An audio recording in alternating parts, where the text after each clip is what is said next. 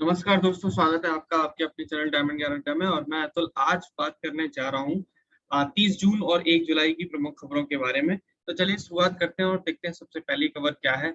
आप लोग जिस तरीके से यहाँ पर देख रहे हो, अमिताभ कांत, आपको पता है कि अमिताभ कांत जो है वो नीति आयोग जो है उसके सीईओ है।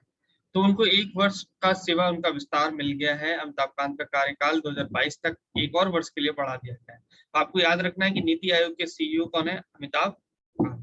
ठीक है, अगली खबर देखते हैं। अदिति ओलंपिक के लिए क्वालिफाई करने वाली भारत की पहली गोल्फर बन गई है, यानी अदिति अशोक। अदिति, इनका नाम क्या है? अदिति अशोक। काफी फेमस है ये अदिति अशोक, और इनको टोक्यो ओलंपिक के लिए क्वालिफाई करने वाली पहली भारतीय महिला गोल्फर ये बन गई है। 45वें स्थान पर क्वालिफाई किया और अब वे इन अपने दूसरे ओलंपिक में खेलेंगे। टोक्यो ओलंपिक 23 जुलाई से शुरू होने जा रहे हैं और खेल 8 अगस्त 2021 तक चलेंगे।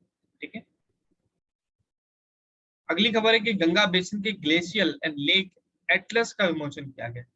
ठीक है, ग्लेशियल लेक जो होती है उसके एटलस का विमोचन किया गया है, उसका मानचित्र का विमोचन किया गया। गंगा बेसिन का ग्लेशियल लेक एटलस 29 जून 2021 को एक वर्चुअल इवेंट में विमोचन किया गया। इसका वर्तमान glacial lake and Atlas Ganga नदी के बेसिन के हिस्से में हिमालय की तलहटी पर 2,47,109 वर्ग किलोमीटर के जलग्रहण क्षेत्र को कवर करने वाली हिमनद झीलों पर आधारित है। ठीक है, और हाँ, ये भी याद रखेंगे आप लोग कि एटलस NRSC के भुवन पोर्टल, इसरो इंडिया के WRIS पोर्टल और DOWR की NHP वेबसाइट पर उपलब्ध होगा। अगली खबर देखिए, अगली खबर क्या है कि तुकाराम ओम्बले के नाम पर मकड़ी की प्रजाति। तो तुकाराम ओम्बले कौन थे? ये महाराष्ट्र में आपको पता है, जो 26/11 का जो मुंबई में आतंकी हमला हुआ था उसमें ये कसाब को पकड़ने के दौरान शहीद हुए थे। ठीक है, तुकाराम ओम्बले सब इंस्पेक्टर थे, ये उप निरीक्षक। तो वैज्ञानिकों ने महाराष्ट्र में मकड़ियों की 2 नई प्रजातियां खोजी। सबसे पहले तो आपको याद रखना है 2 नई प्रजातियां खोजी हैं। उनमें से एक का नाम मुंबई पुलिस के सहायक निरीक्षक तुकाराम ओम्बले के नाम पर रख दिया गया है। ठीक है, तुकाराम ओम्बले के नाम पर उन्होंने नई प्रजाति का नाम ICS तुकारामी रखा है। तो आपको ये याद रखना है दोस्तों, बिल्कुल 100% ये प्रश्न बहुत ही महत्वपूर्ण हो जाता है कि ICS तुकारामी ये नाम जो है उन्होंने उस प्रजाति का रखा है। ठीक है, अगली खबर देखते हैं। मणिपुर सीएम ने ओलंपियनों के लिए की नगद पुरस्कार की घोषणा। मुझे तो बहुत अच्छे इनिशिएटिव लग रहे हैं ये, कि कई सरकार जो है वो अब ये इनिशिएटिव ले रही है कि जो ओलंपिक में हमारे खिलाड़ी जो खेलेंगे जाके वहां पर, तो उनके उत्साहवर्धन के लिए, उनके मोटिवेशन, उनके मोरल को हाई रखने के लिए अलग अलग गवर्नमेंट जो है वो इनाम की घोषणा कर रही है अभी से ही। तो ये बहुत अच्छी खबर है। ओलंपिक खिलाड़ियों को 25 लाख रुपए की तो पहले इन्होंने वित्तीय सहायता दे ही दी है। ठीक है, कितने खिलाड़ी हैं? सभी 5 ओलंपिक खिलाड़ी, जो 5 ओलंपिक खिलाड़ी हैं उनको 25 लाख रुपए की वित्तीय सहायता दी है। और यदि वे पदक के साथ भारत लौटते हैं तो उन्हें अधिक नगद पुरस्कार भी दिए जाएंगे। स्वर्ण पदक अगर उन्होंने जीता तो उनको 1.20 करोड़, समझ रहे हैं आप, 1,20,00,000 रुपए। और रजत पदक अगर जीता तो फिर 1 करोड़ रुपए नगद पुरस्कार दिया जाएगा। और कांस्य पदक अगर जीतते हैं वो तो 75 लाख, यानी कि 75 लाख रुपए उनको दिए जाएंगे। ठीक है, अगली खबर की तरफ बढ़ते हैं। जंगल की आग से मूसलाधार बारिश का संबंध हाल ही के एक अध्ययन में छोटे कणों, एक बादल की छोटी बूंद के आकार के बनने, जिस पर जलवाष्प संघनित होती है, जिससे बादलों और जंगल की आग का निर्माण होता है, के बीच एक संबंध पाया गया है। ऐसे कणों की मात्रा को हम लोग क्या बोलते हैं? बादल संघनन नाभिक बोलते हैं। ठीक है, और हेमवती नंदन एंड बहुगुणा गढ़वाल एंड विश्वविद्यालय, ठीक है, और IIT कानपुर के वैज्ञानिकों ने संयुक्त रूप से CCN की सक्रियता को मापा। अगली खबर है NCERT।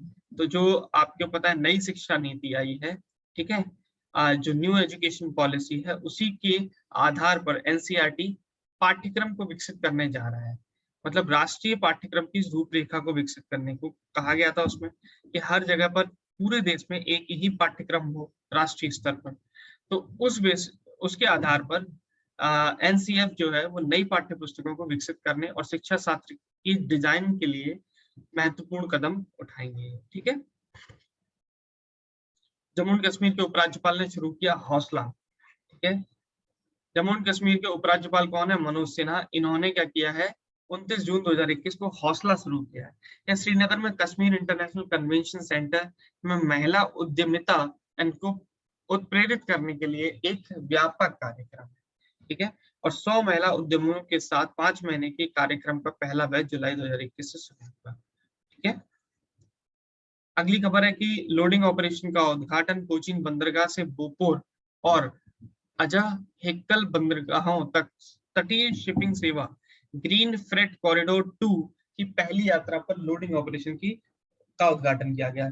यह सेवा कोची बेपोर अजह हेक्कल को जोड़ेगी और बाद में इस सेवा में कोल्लम बंदरगाह को भी जोड़ा जाएगा। जिन वस्तुओं को शिप किया जाएगा उनमें गुजरात से कोचीन में उतारे गए चावल, गेहूं, नमक और सीमेंट शामिल। अगली खबर देखते हैं। साहित्य का संग्रह एनोरोव को प्रस्तुत किया। भारत ने क्या किया है कि भारत की जो राजदूत है चीन में, इनका नाम है विक्रम मिस्त्री। अब तो कभी कभी इन क्वेश्चंस को भी आ जाता है कि भारत के जो एम्बेसडर हैं चीन में या राजदूत है चीन में वो कौन है, तो विक्रम मिस्री इनका नाम है, ठीक है। और 29 जून 2021 को इन्होंने संघाई सहयोग संगठन के महासचिव व्लादिमीर एनोरोव को आधुनिक भारतीय साहित्य के 10 अद्वितीय संग्रहों का अनुदित संस्करण प्रस्तुत किया, ठीक है। मतलब कि भारतीय साहित्य जो है 10 अद्वितीय संग्रह है, मतलब कि जो बुक्स है या कह सकते हो कि भारतीय साहित्य से रिलेटेड बहुत जो बुक्स हैं, अद्वितीय संग्रह हैं, उनको इनको प्रोवाइड किया व्लादिमीर नोरोव को, जो संघाई सहयोग संगठन के महासचिव थे। तो यह बिश्केक एससीओ शिखर सम्मेलन में प्रधानमंत्री मोदी द्वारा की गई प्रतिबद्धता को साकार करने में है कि भारत भारतीय क्षेत्रीय साहित्य की 10 महान रचनाओं को रूसी और चीनी में अनुवाद करेगा। ये बहुत अच्छा कदम है, मतलब कि एक दूसरे के जो साहित्य हैं उनको हमें पढ़ना चाहिए, इससे वहां की कंट्री के विषय में भी हमें जानकारी मिलती है और साथ साथ हमारे और भी जानकारियां उसमें शामिल होती है, संस्कृति और सभ्यता के विषय में भी जानकारी मिलती है। सीमा पुनिया ने किया टोक्यो खेलों के लिए क्वालिफाई। ये भी बहुत अच्छी थ्रोअर है जो आपकी तस्तरी फेंकती हैं। तो पटियाला में डिस्क थ्रो जो होता है ना, उसको फेंकती हैं ये, तो उसमें इन्होंने क्वालिफाई कर लिया। अंतरराज्यीय एथलेटिक्स चैंपियनशिप 2018 में एशियाई खेलों की कांस्य पदक जीता था इन्होंने। चक्का फेंक एंड खिलाड़ी सीमा ने स्वर्ण पदक जीता है, ठीक है। और सीमा ने Olympic qualification and mark and 63.50 metre से बेहतर किया। तो इस बीच अदिति अशोक ने अपने दूसरे ओलंपिक खेलों के लिए क्वालिफाई कर लिया है। आपको याद क्या रखना है, चक्का फेंक में सीमा पुनिया ने ओलंपिक के लिए क्वालिफाई किया। Ministry of law and justice ने क्या किया, इन्होंने एक इन्फोर्सिंग एंड कॉन्ट्रैक्ट्स पोर्टल बनाया है। न्याय विभाग ने एक इन्फोर्सिंग कॉन्ट्रैक्ट्स पोर्टल को लॉन्च किया है। इसका उद्देश्य क्या है, देश में व्यापार करने में आसानी को बढ़ावा देना और संविदा प्रवर्तन व्यवस्था में सुधार करना, ये इसका क्या है, उद्देश्य है। यह पोर्टल दिल्ली, मुंबई, बेंगलुरु और कोलकाता की समर्पित वाणिज्यिक अदालतों में वाणिज्यिक मामलों की नवीनतम जानकारी तक आसान पहुंच प्रदान करेगा, ठीक है। अगली खबर है कि 9 साल बाद बरामद हुई पिकासो की पेंटिंग। पाब्लो पिकासो की एक पेंटिंग थी जो 9 साल पहले ग्रीक गैलरी में डकैती के दौरान चुरा ली गई थी, उसको बरामद कर लिया गया है। याद रखना, पिकासो की and women's head and painting Dutch कलाकार पीट मैट्रियन द्वारा 1905 में एक पवन चक्की की पेंटिंग के साथ मिली। तो ये इंपॉर्टेंट नहीं है, बस ये याद रखना पिकासो की कौन सी ये आपकी पेंटिंग है, ये वुमेन्स हेड करके पेंटिंग है, ठीक है। अगली खबर है आत्मनिर्भर कृषि ऐप का लॉन्च। ये बहुत ही इंपॉर्टेंट है। एक नया ऐप लॉन्च किया जा रहा है जिसका नाम है आत्मनिर्भर कृषि ऐप। आत्मनिर्भर कृषि ऐप को केंद्र सरकार के प्रधान वैज्ञानिक सलाहकार के कार्यालय द्वारा 29 जून 2021 को लॉन्च कर दिया गया और ऐप को किसानों को कार्यवाही योग्य कृषि अंतर्दृष्टि से लैस करने के लिए विकसित किया गया है, ठीक है। मिट्टी के प्रकार, मिट्टी के स्वास्थ्य, नमी, मौसम और जल तालिका से संबंधित जानकारी को एकत्र किया गया और फसल चयन, पानी की जरूरतों आदि से संबंधित व्यक्तिगत अंतर्दृष्टि उत्पन्न करने के लिए विश्लेषण। अगली खबर देखिए, अगली खबर आ रही ग्रामीण विकास मंत्री ने किया एक संग्रह जारी। ग्रामीण विकास मंत्री नरेंद्र सिंह तोमर ने एक संग्रह जारी किया है। यह दीनदयाल अंत्योदय योजना राष्ट्रीय ग्रामीण आजीविका मिशन द्वारा लैंगिक मुद्दों को संबोधित करने की सर्वोत्तम प्रथाओं पर आधारित है। इस योजना की अनूठी विशेषता यह है कि गरीब महिलाएं जो स्वयं सहायता समूह बनाती हैं और उनके संघ अपने सदस्यों को वित्तीय, आर्थिक और सामाजिक विकास सेवाएं प्रदान करते हैं। आपको पता होना चाहिए कि ग्रामीण स्तर पर कभी कभी क्या होता है कि वहां पर एक कमेटियां बनाई जाती हैं, एक सहायता समूह बनाया जाता है। वो लोग आपस में मिलकर एक सहायता समूह बनाते हैं, जिसमें वो लोग क्या कहते हैं, कुछ कुछ हर महीने कंट्रीब्यूट करते हैं। और फिर उसके बाद अगर उन्हीं के मतलब एक इकट्ठा हो जाता है, उनके पास एक वित्तीय समूह होता है, ये एक तरीके से कह सकते हो। उनके पास जब वो इकट्ठा हो जाता है, उसके बाद वो समाज की अन्य महिलाओं को उससे क्या करती है, सेवाएं प्रदान करती हैं। साथ ही साथ अपने जिन लोगों ने उसमें संघ में भागीदारी की है, वो लोग भी अपने आप सेवा का लाभ उठाते हैं। ठीक है, तो ये पहल थी। अब ये भी बहुत इंपॉर्टेंट है कि प्रधानमंत्री गरीब कल्याण अन्न योजना का विस्तार। आपको पता है जब से कोविड-19 हुआ है, ये सिलसिला शुरू हुआ है, तब से जो प्रधानमंत्री गरीब कल्याण अन्न योजना है, वो लगातार बहुत अच्छा काम कर रही है। वो क्या कर रही है, हर महीने मतलब आपको अन्न प्रोवाइड कर रही है। तो केंद्र सरकार की ये बहुत अच्छी पहल है, उसको और बढ़ा दिया गया है, 5 महीने के लिए बढ़ा दिया गया, यानी कि अब ये जुलाई से नवंबर 2021 तक इसको, मतलब नवंबर 2021 तक इसको आगे बढ़ा दिया गया। तो इसके अलावा PMGKAY-4 के तहत 198.78 लाख मीट्रिक टन खाद्यान्न का आवंटन किया गया है। ठीक है,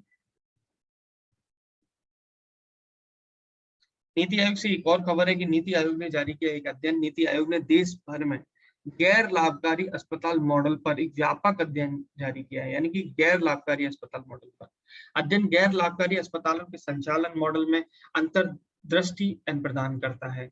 रिपोर्ट वीके पॉल ने जारी की है। तो याद रखना है आप, किसने रिपोर्ट जारी की है, वीके पॉल ने जारी की है। ठीक है, रिपोर्ट से पता चलता है कि लाभ के लिए अस्पतालों में रोगियों का 55.3% हिस्सा है। ठीक है, जबकि गैर लाभकारी अस्पतालों में देश में केवल 2.7% रोगी हैं।